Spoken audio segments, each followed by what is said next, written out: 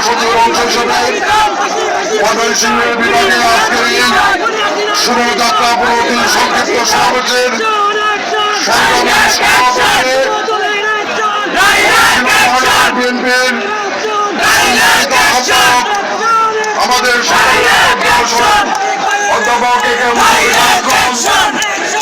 আজকের সমাবেশের সম্মানিত প্রধান অতিথি বিএনপির সম্মানিত ভাইস চেয়ারম্যান সাবেক মন্ত্রী পিতাই রায় চৌধুরী বিএনপির সংগ্রামী যুগ্ম মহাসচিব ময়মনসিংহের কৃতি সন্তান সৈয়দ ইমরান সালেহ প্রেম ময়মনসিংহ বিভাগের সাংগঠনিক সম্পাদক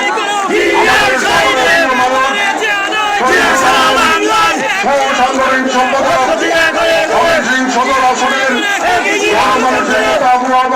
সহ আমাদের বিএনপির জাতীয় নেতৃবৃন্দ জেলা মহানগর থেকে আগত সম্মানিত নেতৃবৃন্দ ময়মনসিংহ বিভাগের বিভিন্ন জেলা উপজেলা পৌরসভা থেকে আগত এবং বিভিন্ন সংগঠনের সকল পর্যায়ে নেতাকর্মী ভাই বোনেরা সম্মানিত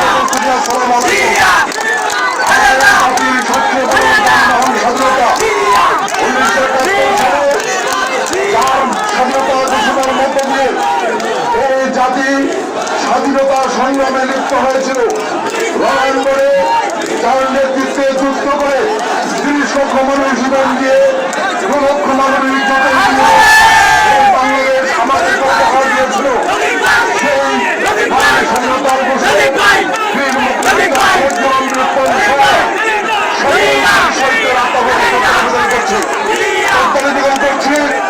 এই স্বাধীনতার মূলমন্ত্র গণতন্ত্র পুনরুদ্ধার আন্দোলনে গত 17 বছরে বিএনপির প্রায় 4,500 নেতাকর্মী জীবন দিয়েছে, হত্যা গুম খুনের শিকার হয়েছে।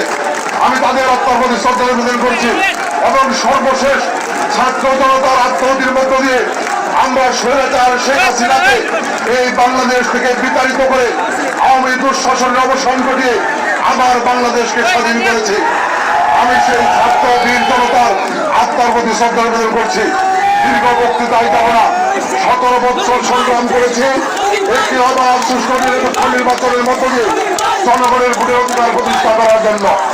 আজকে বিএনপি নেতাকর্মীদের জীবনদান এবং সর্বশেষ ছাত্র জনতার আত্মহত্যের মধ্য দিয়ে স্বৈরাচার শেখ হাসিনার পতন হয়েছে।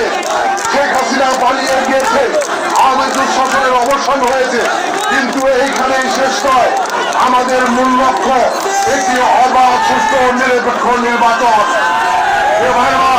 আমরা পরিষ্কার ভাষায় বলতে চাই, 17 বছর দুর্নীতি করে, দুঃশাসন করে, খুন করে, নির্যাতন করে, ভোট ডাকাতি করে শেখ হাসিনা ভারতবর্ষে আরাম আয়েসে কাটাবে। আওয়ামী লীগের নেতারা আত্মগোপনে থেকে আরাম আয়েসে কাটাবে।